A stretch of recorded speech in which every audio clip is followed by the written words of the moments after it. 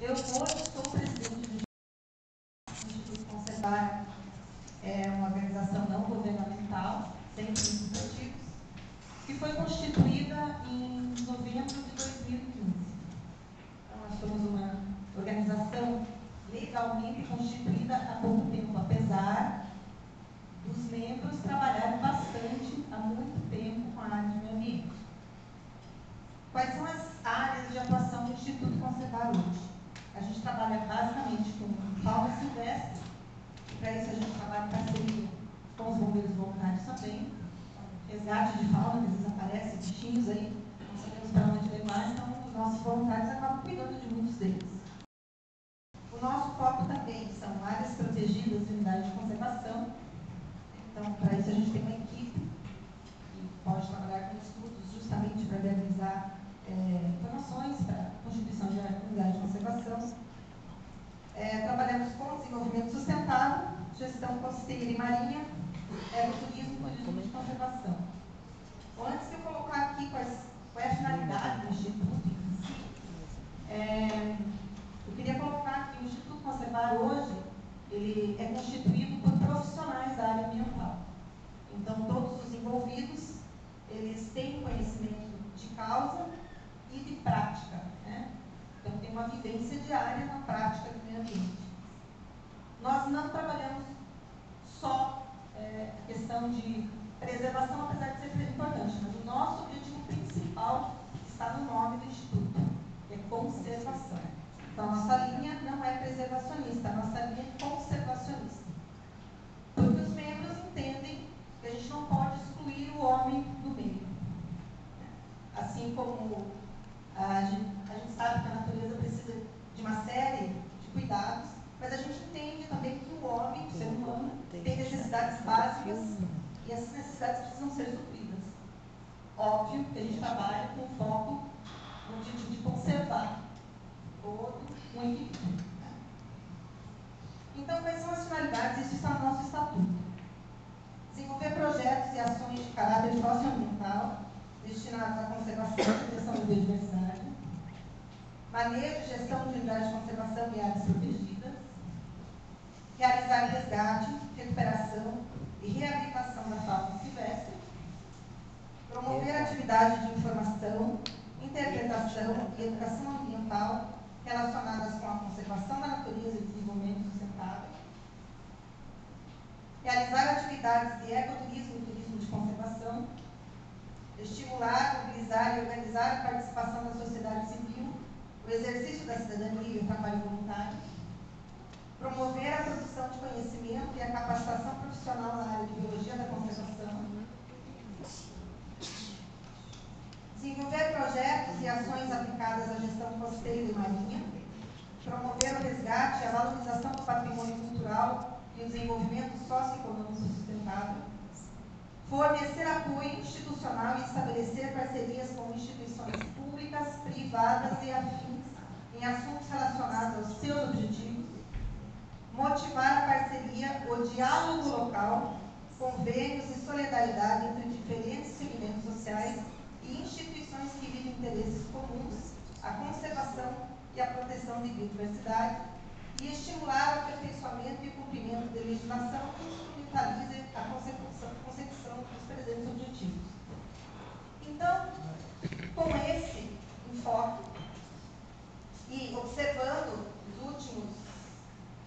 as últimas notícias de São Francisco do Sul, o Instituto hoje não poderia ficar omisso, né? Então, a gente não ter vindo aqui na Casa de Leis, a gente tem acompanhado pela internet, tem acompanhado as redes sociais, então a gente vê a preocupação de todos, né, com esse possível instalação de um mega projeto lá na Praia do Forte. Nós, do Instituto, a gente entende que é uma área de bastante importância, né? Então, tem uma importância ecológica bastante significativa, mas a gente entende também que São Francisco do Sul está numa situação bastante difícil, não só São Francisco, o Brasil, bastante difícil, questão econômica, social, enfim. E o que a gente gostaria dessa Casa de Leis? esses representantes do projeto para responder algumas perguntas que a gente acha interessante e acha importante esclarecer, quem sabe ajustar ou, enfim, colocar algumas coisas que a gente possa entender essa ideia. Né?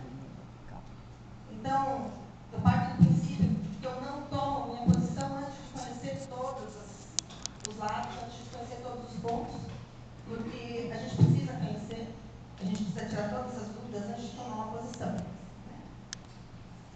Então, uma das perguntas que eu gostaria de que constasse em ato, e depois a Câmara pudesse enviar um convite para responder em plenária, porque eu acredito que tem muita gente interessada.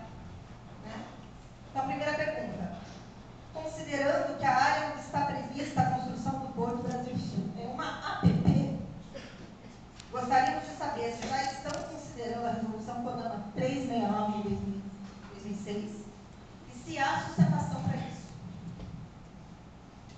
A segunda pergunta.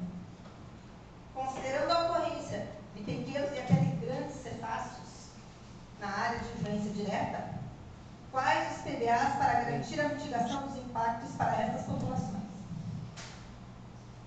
A terceira pergunta. Considerando a existência de pesca artesanal, principalmente a pesca da tainha, quais ações estão previstas para garantir a renda dessas populações que serão impactadas com as áreas ocupadas pelo porto? A quarta pergunta. Considerando que o projeto seja liberado, já existe uma área para compensação da área onde será realizada a supressão vegetal? E se sim, onde fica e quais as características dessa área? Pergunta 5. Já existem estudos que apontem um local adequado para a realocação da fauna silvestre existente?